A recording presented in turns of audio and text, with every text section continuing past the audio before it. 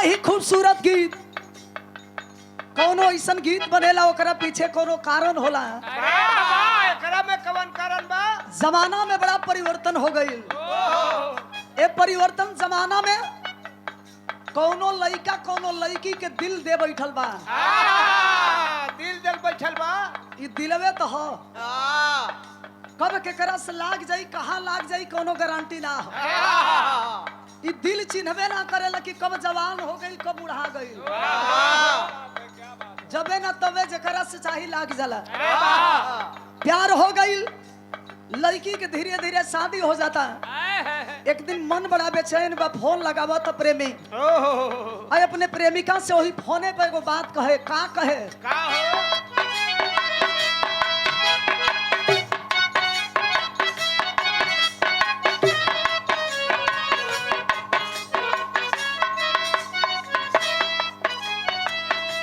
कि कहियो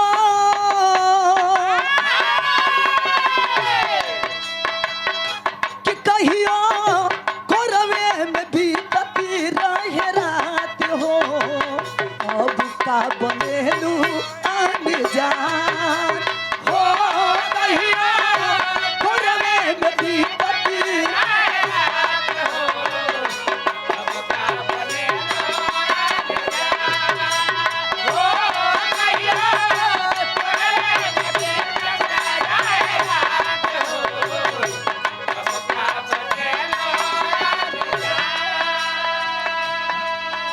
ए भाव पर सादर 101 रुपया दे के स्वागत कैले बनी दिनेश यादव जी जोगापुर भट्टा के मलिकार महोदय और डीएस ईटा के मलिकार महोदय। क्या बात है? कभी कभी ऊपर वाला देलन तो छप्पर फाड़ के देलन। नहीं तो थप्पड़ मार के लेलन। भट्टा के लाइन लग जाई है माता रानी से विनती बा। और राम प्रताप प्रधान जी के सम्मान में शोभनाथ शर्मा जी के द्वारा सादर 101 रुपये का आशीर्वाद। रउआ सबके पैर छू के हमरे ओर से प्रणाम। का कहे? कि जब से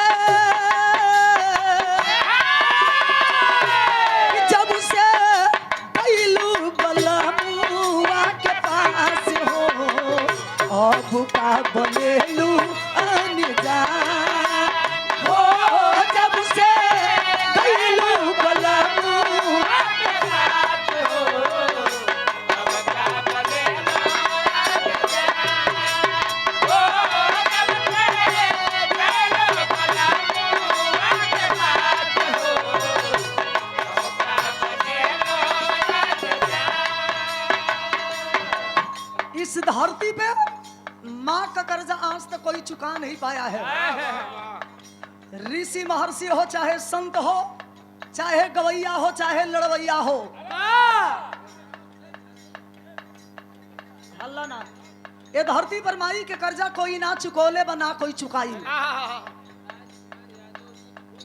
और राजकुमार यादव जी महोदय फूलपुर के पावन धरती से फूलपुर के बड़ा नाम सुन ले रहनी। बहुत बार प्रोग्राम भी भइल बा। वाह वाह। स्वागत के कड़ी में सादर 151 रुपया दे के स्वागत के लिए बनी।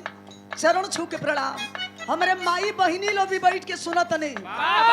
इस धरती पे माँ से बढ़कर के कोई देवी नहीं है। माँ से बढ़कर के कोई देवी नहीं और पिता से बढ़कर के इस धरती पे कोई देवता नहीं है। इसीलिए उस माँ का वंदना है क्या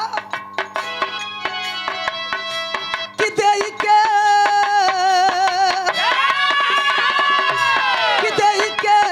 जन्म रखल माई हो जतान से। विनती करेली मेरा मान से हो।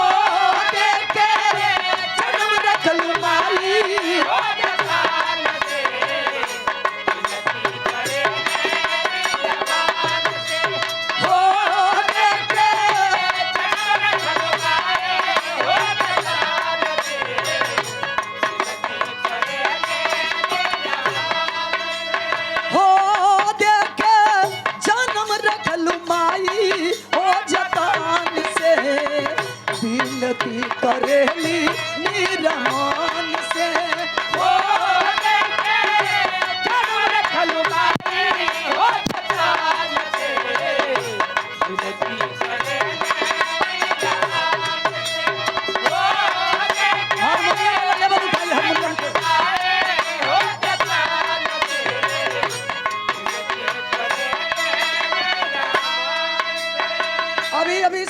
स्वागत के कड़ी में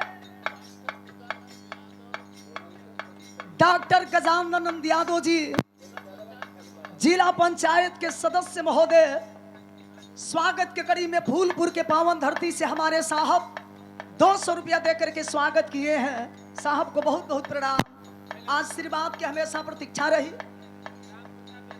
और पूजनीय राम प्रताप यादव जी, पूजनीय प्रधान जी के द्वारा आपके सम्मान में 100 रुपया देकर स्वागत की गई। पूजनीय शोभनाथ शर्मा जी सम्मान किए हैं। भगवान करे कि इसी तरह से आपका प्रेम का जो भाईचारा है हमेशा सलामत रहे। यही मेरी माता रानी से विनती है। Mithilesh light and sound operator साहब की ओर से सादर 101 रुपए का आशीर्वाद। प्रयागराज के पावन धरती से इस धरती को हम नमन करते हैं, जहां की लोग पाप धोने के लिए इस पावन धरती पे जानों की बाजी लगा कर इस धरती पे आने का काम किए थे। इस धरती को हम कोटि कोटि नमन करते हैं। हम लोग भी आए थे। वंदना के दूसरी कड़ी में इशारा है क्या? आचरण से बरसे तुम्हारी अमृत का धार माई, दिहलू दुलारी हो।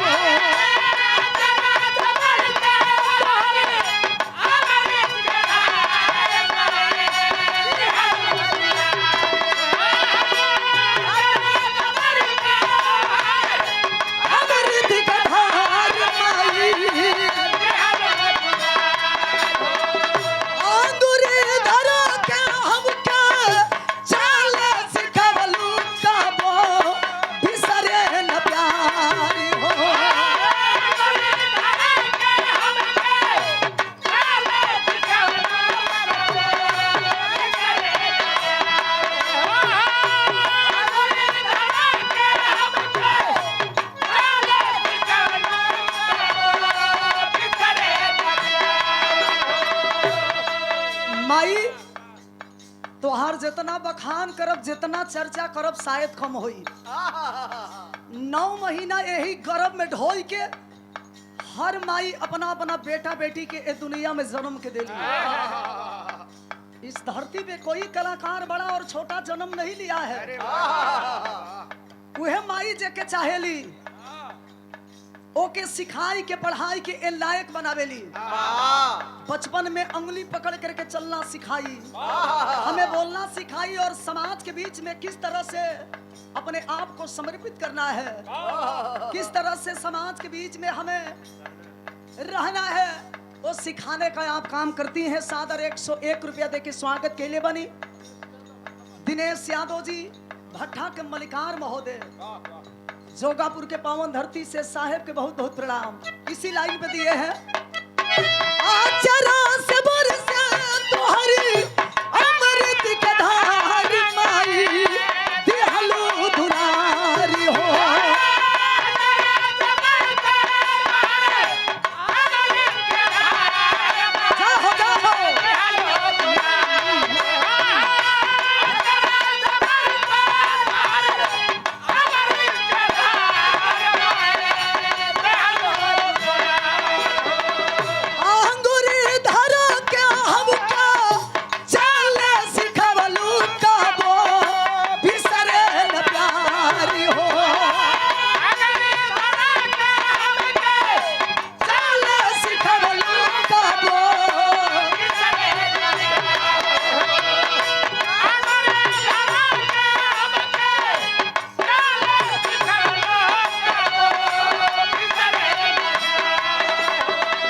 सोहरत पाइला जान जान से हो, जानवर कलमाई हो जबान से, दिल की करेली मेरा हाल से हो।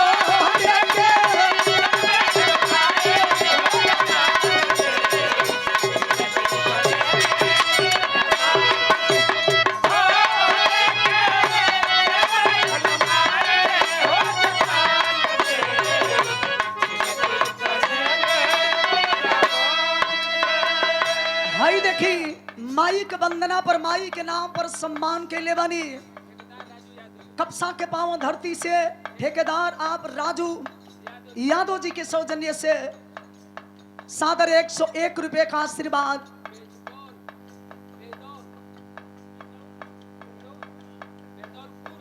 बेदौल खुर्द के पावन धरती से गौरा प्रतापगढ़ सादर 100 रुपया दे के स्वागत कैले बनी। मलिकार साहब के प्रणाम बा। राम प्रताप यादव जी हमारे प्रधान जी के सम्मान में शोभनाथ शर्मा जी मान गेनी शर्मा जी आपके फिर 100 रुपया दे के स्वागत कैले बनी। बहुत बहुत प्रणाम। और वंदना के दूसरी कड़ी में इशारा वो माई से खा सादर 501 रुपया दे के स्वागत कैले बनी। आदरणीय पूजनीय विजय बहादुर यादव जी उर्फ पप्पू यादव जी कपसा जोगापुर के पावन धरती से सीएनजी वाले काहे बीच में बोल रहे हैं आप? थोड़ा बोलने दीजिए। वार्ड नंबर 1 से जिला पंचायत के सदस्य महोदय, जिला पंचायत पद के प्रत्याशी आप साहब के द्वारा सादर 501 रुपए का आशीर्वाद। जनता के आशीर्वाद लगे अजैया, जनता के आशीर्वाद लग जाइए आपके धरती पर कोई रोके वाला जन्म नहीं खेले। माई बहन लोग के, चाचा चाची लोग के, दादा दादी लोग के आशीर्वाद आप पर बनल रहे। बहुत बहुत आपके प्रणाम। आई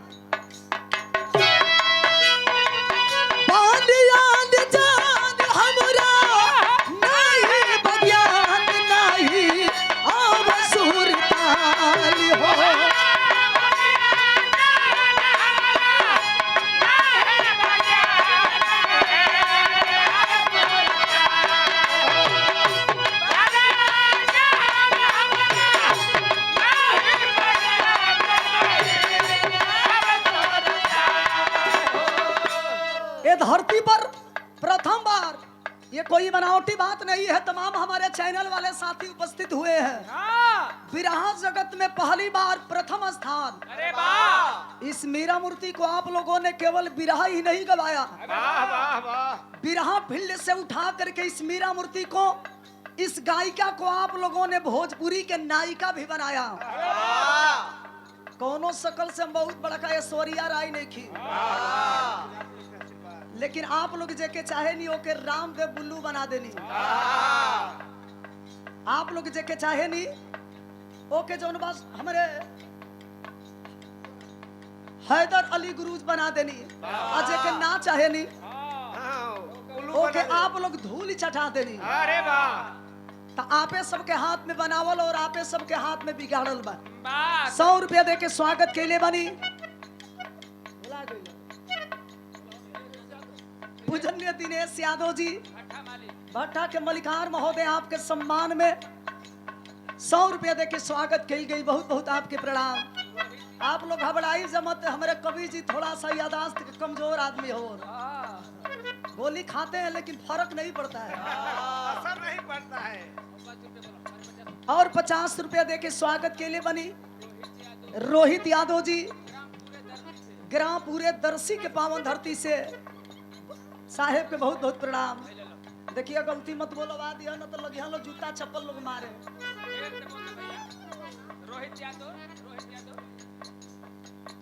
रोहित यादव जी ग्राम पूरे दुर्गी से 50 रुपया दे के स्वागत के लिए बनी। प्रणाम बा। 100 रुपया दे के स्वागत के लिए बनी राम प्रताप यादव जी प्रधान जी के सम्मान में शोभनाथ शर्मा जी की ओर से शर्मा जी की बहुत बहुत प्रणाम। संगे संगे शर्माइन के भी प्रणाम। अरे वाह वाह वाह! दुनिया के शर्माइन नोनियाई ना। और हमारे साहब मिथिलेश यादव जी जलालपुर कस्बा से हई देखी, यह तो इलाहाबाद के धरती बा। कलाकार के सम्मान जो उन्हें धरती पर मिल जाला, बहुत कम ऐसा सम्मान मिली। सूरज जी आप घबराई मत, बड़ी बड़ा बड़ा सम्मान आप देनी। अगली बार भी मुलाकात हुई थी और इस बार भी बहुत कम समय में गा करके हमें जो चांस दिए हैं, मौका दिए हैं, सम्मान किए हैं, ये सबसे बड़ा बड़कपन है आपका। वाह वाह वाह! और अभी अभी सादर 101 रुपया दे के स्वागत के लिए बनी देवे वाला भैया मलिकार महोदय कमल सिंह यादव जी कंधवा बंधवा ताहिरपुर के पावन धरती से 100 रुपया दे के स्वागत के लिए बनी पगबंधन बाप के दिनेश यादव जी भट्टा के मलिकार महोदय आपके सम्मान में वाह वाह हमारे शर्मा जी की ओर से हाँ? पंडा बोलोरो वाले अच्छा इहो के सम्मान के लिए बने 200 रुपया दे के हमारे मलिकार साहब स्वागत के लिए बनी आदरणीय श्री मूलचंद यादव जी रंगमंच की ओर से आप मलिकार साहब के हमारे ओर से बहुत बहुत प्रणाम और दिनेश यादव जी भट्टा के मलिकार साहब और पंडा जी बोलोरो वाले पंडा बोलोरो जेकर दांत अगर टूट गइल बा वो खाली हटा दिहल मास्टर खाली लॉल लगा दो शब्द में तुरंत उल्टा हो जाए लिख जाला कैसे खैर हमनी से ऐसा ना हो दूसरी कड़ी में इशारा बका बालियान जान हमरा नहीं बज्ञान नहीं आमसुर ताल हो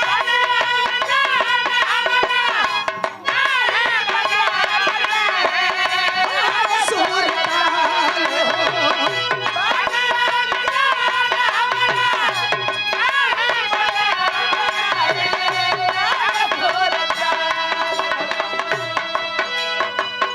नहीं के घमंड मई रोज गवावेलू तू बाज करताल हो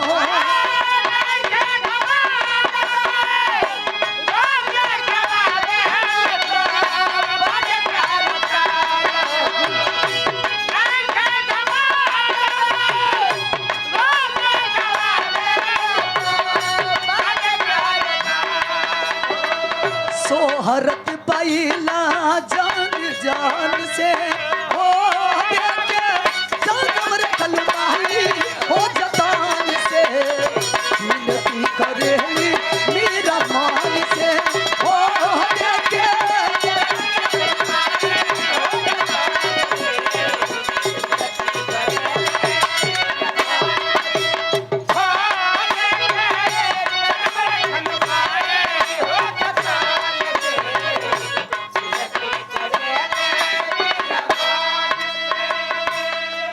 आखिरी लाइन में इशारा बा खानदान के परिचय आदरणीय राम प्रताप यादव जी प्रधान जी के सम्मान में शोभनाथ शर्मा जी के सौजन्य से ये फिर 100 रुपया दे के स्वागत के लिए बने राजनाथ यादव जी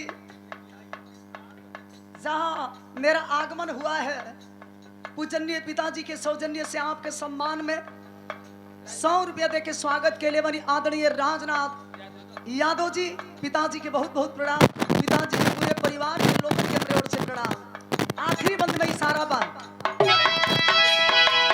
बिहारी गणेश गुरु का सपना सजवलू दिहलू बिरहा के ताज हो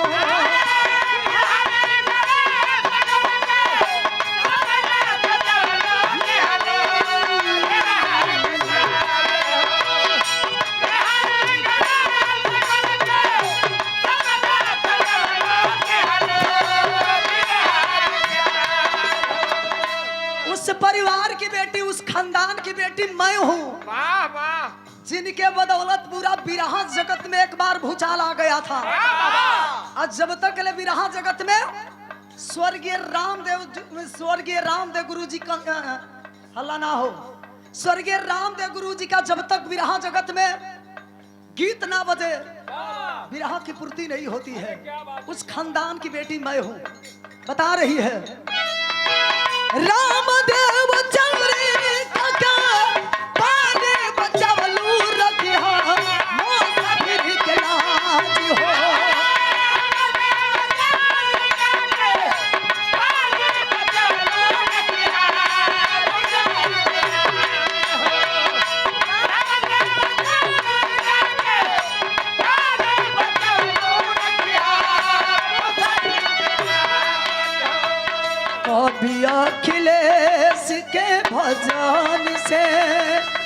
हो देखे जन्म रखलू माई हो जतान से विनती करेली निरमान से हो देखे जन्म रखलू माई हो जतान से विनती करेली निरमान से